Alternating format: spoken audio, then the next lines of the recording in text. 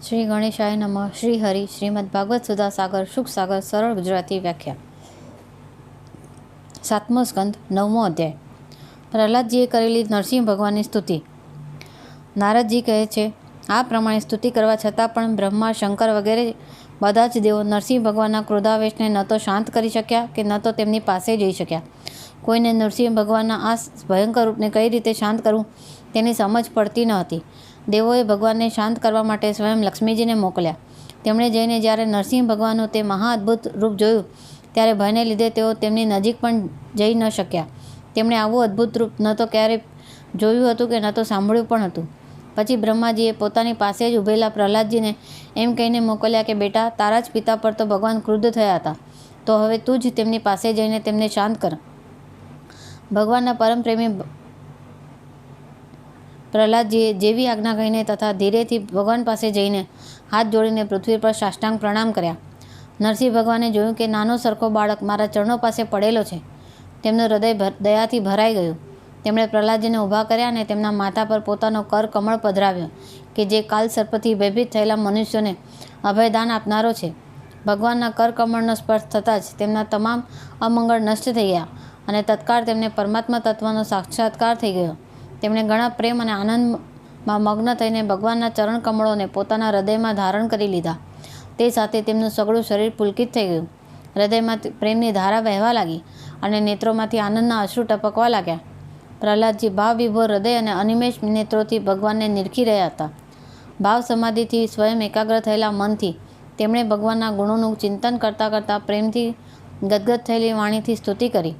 પ્રહલાદજીએ સ્તુતિ કરતાં કહ્યું, બ્રહ્મા વગેરે દેવો, ઋષિમુનિઓ અને સિદ્ધ પુરુષોની બુદ્ધિ નિરંતર સત્વગુણમાં જ સ્થિત રહે છે, તો પણ તેઓ અવિરત સ્તુતિથી અને પોતાના વિવિધ ગુણોથી આપને હજી સુધી સંતુષ્ટ કરી શક્યા નથી. તો પછી હું તો ઘોર અસુર જાતિમાં ઉત્પન્ન થયેલો, હું આપની શું સ્તુતિ કરી શકું? હું સમજું છું કે ધન, કુલીનતા, રૂપ તથા વિદ્યા, ઓજ, તેજ, પ્રભાવ, બળ, પૌરુષ, જ્ઞાન અને યોગ આ બધા જ ગુણ પરમ પુરુષ ભગવાનને સંતુષ્ટ કરવાને સમર્થ નથી.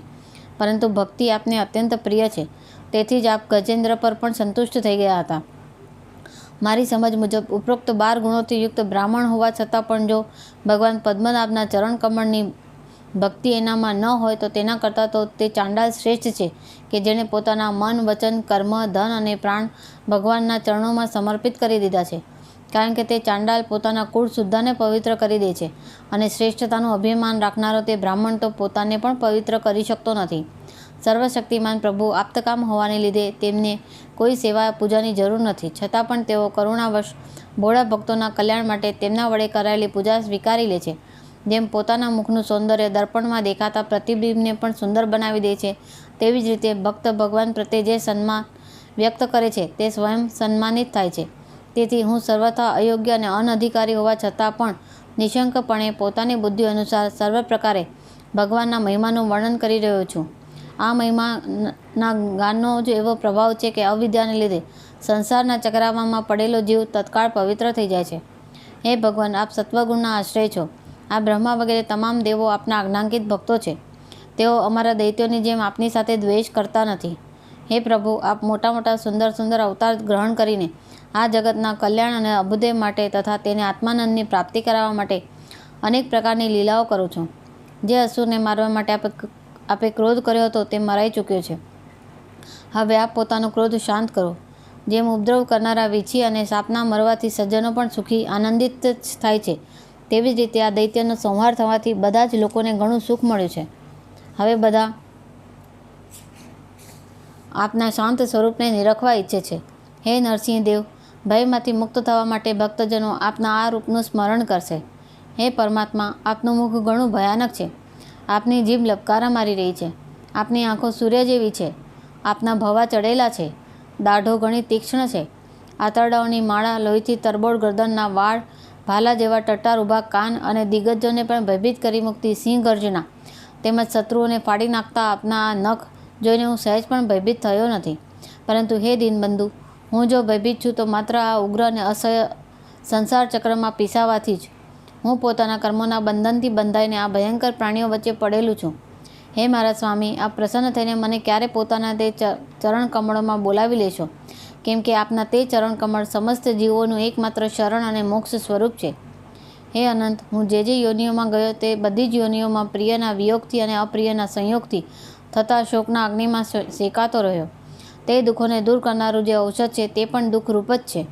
હું ખબર નહીં અનાત્મા વસ્તુઓને આત્મા સમજીને ક્યારથી આમ તેમ ભટકી રહ્યો છું. હવે આપ એવું સાધન બતાવો કે જેનાથી આપની સેવા ભક્તિ પ્રાપ્ત કરી શકું. હે પ્રભુ, આપ અમારા પ્રિય છો, નિર્હેતુક હિતૈષી સુહૃદય છો. આપ જ વાસ્તવમાં સૌના પરમ આરાધ્ય છો. બ્રહ્માજીએ ગાયેલી આપની લીલા કથાનું ગાન કરતો રહીને અને આપના ભક્તોનો સંગ કરીને હું અનાયાસે રાગ વગેરે પ્રાકૃત ગુણોથી છૂટી જઈશ અને આ સંસારની મુશ્કેલીઓને પાર કરીને આપને પ્રાપ્ત થઈ જઈશ. હે ભગવાન નરસિંહ, સંસારના જીવોના દુઃખ દૂર કરવાના અનેક ઉપાયો છે, પરંતુ આપના દ્વારા ઉપેક્ષિત જીવોને તે ઉપાય સુખી કરી શકતા નથી. ત્યાં સુધી કે મા બાપ બાળકોનું રક્ષણ કરી શકતા નથી, ઔષધ રોગને મટાડી શકતું નથી અને નાવ સમુદ્રમાં ડૂબતાને બચાવી શકતી નથી. પરંતુ આ બધા વિઘ્નો આપના ભક્તોનું કાંઈ બગાડી શકતા નથી. સત્વાદી ગુણોના કારણે ભિન્ન ભિન્ન સ્વભાવના જેટલા પણ દેવ, મનુષ્યો આદિ અનેક પ્રકારના જીવોની ઉત્પત્તિ આપના જ સંકલ્પથી થઈ છે. આપ આપના સંકલ્પથી તેનું નિર્માણ પણ કરો છો અને તેને નષ્ટ પણ કરો છો. આ સમગ્ર વિશ્વ આપનું જ સ્વરૂપ છે. આ વિશ્વમાં જેનાથી જ્યારે જે સાધનથી અને જેની સહાયતાથી જેનું રૂપાંતર થાય છે અને જેના માટે થાય છે અને જે રીતે થાય છે તેનું ઉપાદાન અને નિમિત્ત કારણ પણ આપ જ છો. અર્થાત આપના સિવાય વિશ્વમાં અન્ય કોઈ પણ વસ્તુ પદાર્થ નથી. આખા વિશ્વના પ્રેરક પણ આપ જ છો. ભગવાનના સંકલ્પથી કાળ વડે ગુણોમાં ક્ષોભ થવાથી માયા મનપ્રધાન લિંગ શરીરનું નિર્માણ કરે છે. આ લિંગ શરીર બળવાન કર્મમય તેમજ અનેક નામરૂપોમાં આસક્ત વેદોક્ત કર્મ કરનારું છે. અને આ જ લિંગ શરીર અવિદ્યા વડે કલ્પિત મન, 10 ઇન્દ્રિયો અને 5 તન્માત્રાઓ, આ 16 આરાઓવાળું સંસાર ચક્ર છે. હે અજન્મા પ્રભુ, આપનાથી ભિન્ન રહેનારો એવો કયો મનુષ્ય છે કે જે આ મનરૂપી સંસાર ચક્રને પાર કરી શકે છે? હે સર્વશક્તિમાન પ્રભુ, માયા મને આ 16 આરાવાળા સંસાર ચક્રમાં નાખીને શેરડીની જેમ પીસી રહી છે. આપ પોતાની ચૈતન્ય શક્તિથી બુદ્ધિના સમસ્ત ગુણોને અને પોતાના કાળરૂપથી સમસ્ત સાધ્યો અને સાધનોને પોતાને આધીન રાખો છો. હું આપના શરણમાં આવ્યો છું. આપ મને આ બધાથી બચાવી લો અને પોતાના સાનિધ્યમાં ખેંચી લો. હે ભગવાન, જેમના માટે સંસારી લોકો તલસતા રહે છે તે સ્વર્ગમાં મળતા સમસ્ત લોકપાલોના આયુષ્ય, લક્ષ્મી અને ઐશ્વર્યને મેં ખૂબ જોઈ લીધા છે. જે સમયે મારા પિતા સહેજ ક્રોધ કરીને હસતા હતા અને એનાથી તેમના ભવા થોડા ત્રાસા થઈ જતા હતા, ત્યારે સ્વર્ગની તે બધી સંપત્તિઓનું ક્યાંય ઠામ ઠેકાણું રહેવા પામતું ન હતું. તેવા મારા તે પિતા પણ આપના હાથે મૃત્યુ પામ્યા. તેથી બ્રહ્મલોક પર્યંતના આયુષ્ય, લક્ષ્મી, ઐશ્વર્ય અને તે ઇન્દ્રિય ભોગો કે જેમની સંસારી જીવો ચાહના કરતા રહે છે તેમને હું ઈચ્છતો નથી. કારણ કે હું જાણું છું કે અત્યંત શક્તિશાળી કાળનું રૂપ ધારણ કરીને આપે તેમને ગ્રસ્ત કરી રાખ્યા છે. તેથી મને આપ પોતાના ભક્તોના સાનિધ્યમાં સ્થાન આપો. વિષય ભોગોની વાતો સાંભળવામાં તો સારી લાગે છે, પણ વાસ્તવમાં તેઓ મૃગજળ જેવી તદ્દન મિથ્યા છે.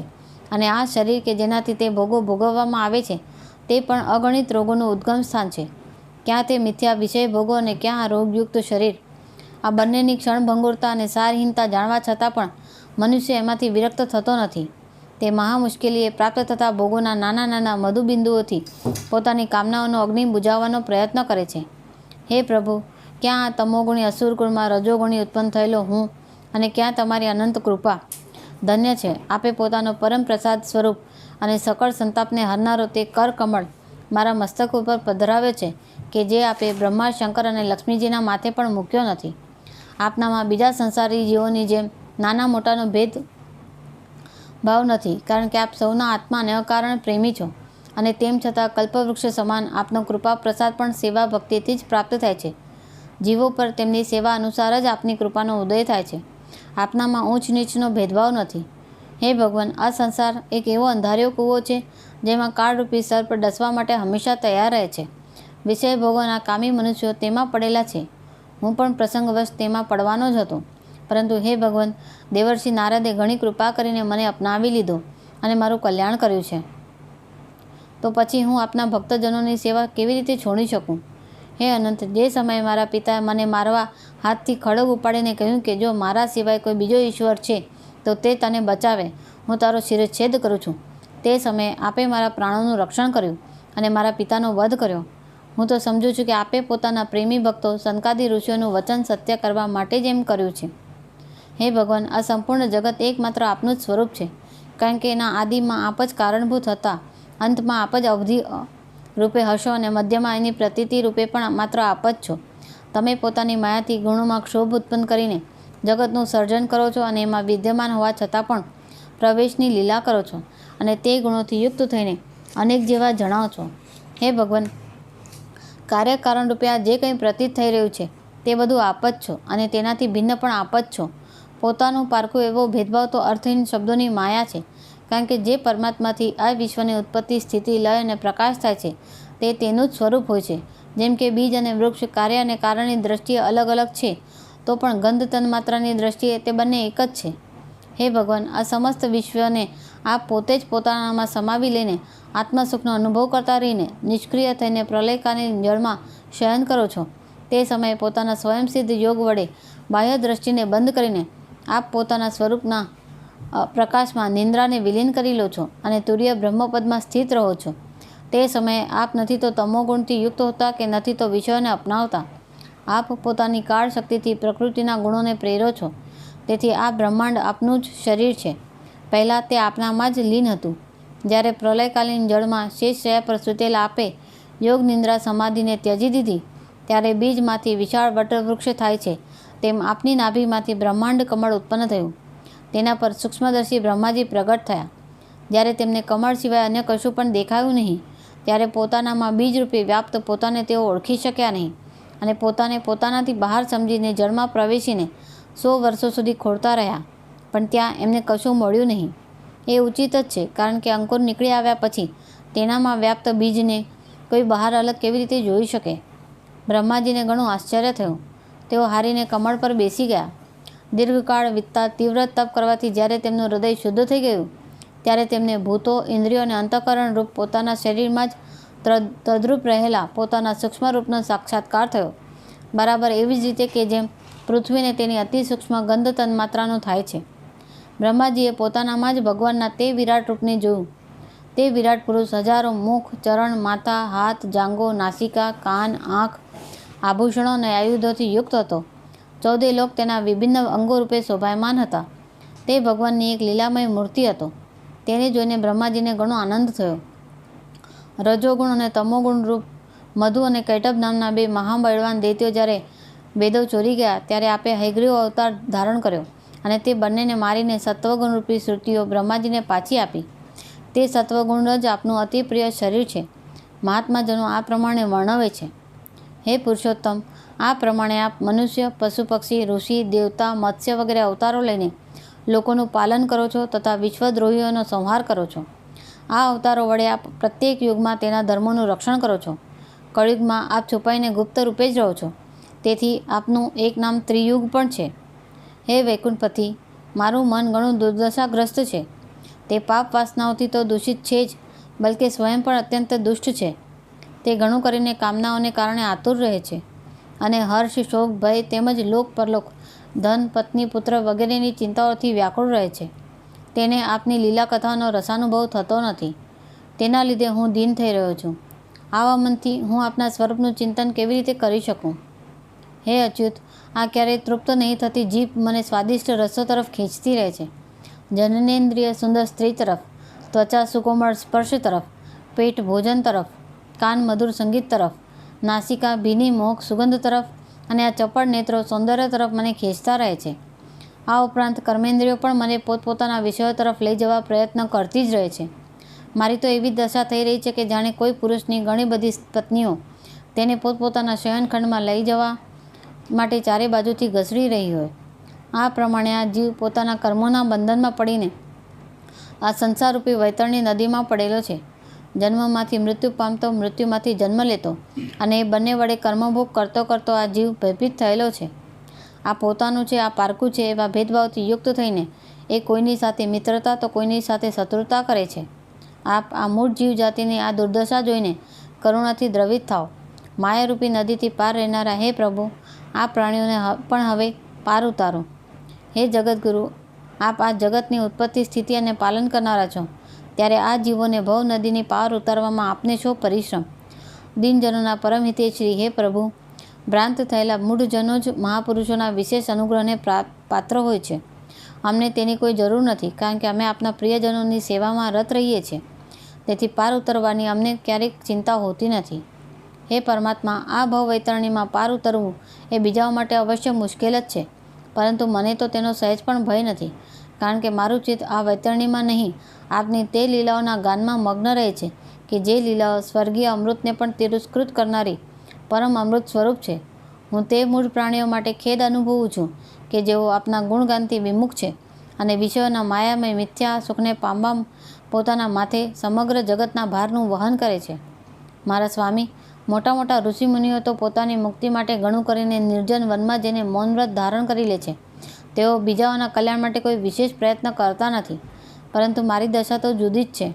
હું તે ભ્રાંત અસહાય દીજનોને છોડીને એકલો મુક્ત થવા ઈચ્છતો નથી, અને તે ભટકતા જીવો માટે આપના સિવાય અન્ય કોઈ સહારો પણ મને દેખાતો નથી. ઘર સંસારમાં ફસાયેલા લોકોને મૈથુન વગેરેનું જે સુખ મળે છે તે અત્યંત તુચ્છ તેમજ દુઃખરૂપ જ છે. જેમ કે કોઈ બંને હાથે ખણી રહ્યો હોય તો તેમાં પહેલાં ક્ષણિક સુખ અનુભવાય છે, પણ પછીથી દુઃખ જ છે. આ જ પ્રમાણે અજ્ઞાની મનુષ્યો ઘણું દુઃખ ભોગવવા છતાં પણ તેનાથી ધરાતા નથી. આનાથી ઉલટું ધીર પુરુષો જેમ ખણ સહી લે છે, તે જ રીતે કામ વગેરે આવેગોને પણ સહી લે છે. સહી લેવાથી જ તે આવેગોનો નાશ થાય છે. હે પુરુષોત્તમ, મોક્ષ પ્રાપ્તિના 10 સાધન પ્રસિદ્ધ છે: મૌન, બ્રહ્મચર્ય, શાસ્ત્ર શ્રવણ, તપ, સ્વાધ્યાય, સ્વધર્મ પાલન, શાસ્ત્રોની તર્ક પ્રમાણિત વ્યાખ્યા, એકાંત સેવન, જપ અને સમાધિ. પરંતુ જેમની ઇન્દ્રિયો વશમાં નથી તેમના માટે આ બધા સાધન વ્યાપાર માત્ર બની રહે છે, અને દંભીઓ માટે તો જ્યાં સુધી તેમનું મિથ્યાત્વ જણાતું નથી ત્યાં સુધી બધા જીવન નિર્વાહના સાધન જ બની રહે છે, અને મિથ્યાત્વ ખુલ્લું પડી ગયા પછી તો તેમનું આ ઉપજીવિકાનું સાધન પણ નષ્ટ થઈ જાય છે. વેદોએ આપના બીજ અને અંકુર સમાન 2 રૂપ બતાવ્યા છે, કાર્ય અને કારણ. વાસ્તવમાં તો આપ પ્રાકૃત રૂપથી પર છો, પરંતુ આ કાર્ય અને કારણ રૂપો સિવાય આપને જાણવા માટેનું કોઈ બીજું સાધન જ નથી. કાષ્ઠ ઘર્ષણથી જેમ અગ્નિ પ્રગટ કરવામાં આવે છે, તેવી જ રીતે યોગીજનો સાધનાથી આપને કાર્ય અને કારણ બંનેમાં જ ખોળી કાઢે છે, કારણ કે આ બંને વાસ્તવમાં આપનાથી ભિન્ન નથી, બલકે આપનું જ સ્વરૂપ છે. હે અનંત પ્રભુ, વાયુ, અગ્નિ, પૃથ્વી, આકાશ, જળ, 5 તન્માત્રાઓ, પ્રાણ, ઇન્દ્રિયો, મન, ચિત્ત અને અહંકાર, સમસ્ત જગત તેમજ સગુણ અને નિર્ગુણ સર્વ કંઈ એકમાત્ર આપ જ છો. બીજું તો શું, મન અને વાણી વડે જે કંઈ વર્ણવવામાં આવ્યું છે તે સર્વ આપનાથી ભિન્ન નથી. સમગ્ર કીર્તિના આશ્રય હે ભગવાન, આ સત્ય વગેરે ગુણો અને એ ગુણોના પરિણામભૂત મહતત્વ વગેરે દેવો, મનુષ્યો તેમજ મન વગેરે કોઈ પણ તમારા સ્વરૂપને જાણવાને સમર્થ નથી, કારણ કે આ બધા આદિ અને અંતવાળા છે, જ્યારે તમે અનાદિ અને અનંત છો. આવું વિચારીને જ્ઞાનીજનો શબ્દોની માયાથી ઉપરત થઈ જાય છે. હે પરમ પૂજ્ય, આપની સેવાના 6 અંગ છે: નમસ્કાર, સ્તુતિ, સમસ્ત કર્મોનું સમર્પણ, સેવા પૂજા, ચરણ કમળોનું ચિંતન અને લીલા કથાઓનું શ્રવણ. આ 6 અંગોવાળી સેવા વિના આપના ચરણ કમળોની ભક્તિ કેવી રીતે પ્રાપ્ત થઈ શકે, અને ભક્તિ વિના આપની પ્રાપ્તિ કેવી રીતે થાય? હે પ્રભુ, આપ તો પોતાના પરમ પ્રિય ભક્તજનોનું પરમહંસોનું સર્વસ્વ જ છો. નારદજી કહે છે, હે યુધિષ્ઠિર, આ પ્રમાણે ભક્ત પ્રહલાદે ઘણા પ્રેમથી પ્રકૃતિ અને પ્રાકૃત ગુણોથી રહિત ભગવાનના સ્વરૂપભૂત ગુણોનું વર્ણન કર્યું. ત્યારબાદ તેઓ ભગવાનના ચરણોમાં માથું નમાવીને ચૂપ થઈ ગયા. નરસિંહ ભગવાનનો ક્રોધ શાંત થઈ ગયો અને તેઓ અત્યંત પ્રેમ તથા પ્રસન્નતાપૂર્વક બોલ્યા. શ્રી નરસિંહ ભગવાન બોલ્યા, હે પરમ કલ્યાણ સ્વરૂપ પ્રહલાદ, તારું કલ્યાણ થાવ. હે દૈત્ય શ્રેષ્ઠ, હું તારા પર અત્યંત પ્રસન્ન છું. તારી જે અભિલાષા હોય તે મારી પાસેથી માગી લે. હું જીવોની ઈચ્છાઓને પૂરી કરનારો છું. હે આયુષ્યમાન, જે મને પ્રસન્ન કરી લેતો નથી તેને મારા દર્શન પ્રાપ્ત થવા અત્યંત મુશ્કેલ છે, પરંતુ જ્યારે મારા દર્શન થઈ જાય છે ત્યાર પછી પ્રાણીના હૃદયમાં કોઈ પણ પ્રકારનો તાપ રહેવા પામતો નથી. હું સમસ્ત મનોરથોને પૂરા કરનારો છું. તેથી બધા જ કલ્યાણકામી પરમ ભાગ્યવાન સાધુજનો જીતેન્દ્રિય થઈને પોતાની સઘળી વૃત્તિઓથી મને જ પ્રસન્ન કરવાનો પ્રયત્ન કરે છે. નારદજી કહે છે, અસુરકુળ ભૂષણ પ્રહલાદજી ભગવાનના અનન્ય પ્રેમી હતા. તેથી મોટા મોટા લોકોને પ્રલોભનમાં નાખનારા વરદાનો વડે પ્રલોભિત કરવા છતાં પણ તેમણે તેમની તે વરદાનોની ઈચ્છા કરી નહીં. ઇતિ શ્રીમદ્ ભાગવત મહાપુરાણનો 7મા સ્કંદનો 9મા અધ્યાય સમાપ્ત. હરિ ઓમ તસ્ત, હરિ ઓમ તસ્ત, હરિ ઓમ તસ્ત.